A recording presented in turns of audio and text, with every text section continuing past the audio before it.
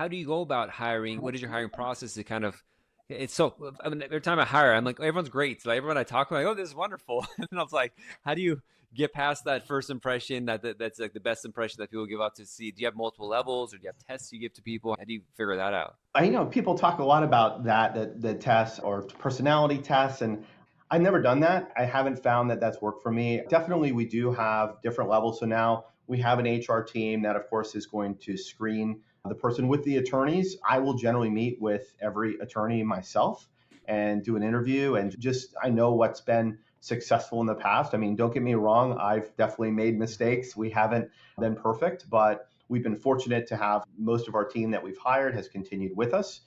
And so, kind of from that experience, and also from being a lawyer for, well, almost 3 decades now, that definitely gives some insight. But it's kind of a feel of when you talk to somebody, I feel like a lot of times, especially if you've had a lot of experience and seeing how, well, okay, I hired this person and it went this way, and everybody's super different, Yeah. definitely. And it is hard to pick, but kind of what we do, it's kind of a cool thing to get to do. And so I think what I found anyways for us, a lot of people are interested in it. And it's almost hard to say no to people because we do get a lot of applicants for attorney roles, for example, and some really good ones. And it's almost hard to select. It is definitely a challenge. You're right, because of course, some people are great at interviews, but other people are great at interviews and maybe not the best fit for a candidate. But a lot of times when people have done a lot of the work that we do, that these type of cases, and they also have the right mindset, and they also seem to be good at working with people, talking with people, understanding the broad aspect of immigration, not just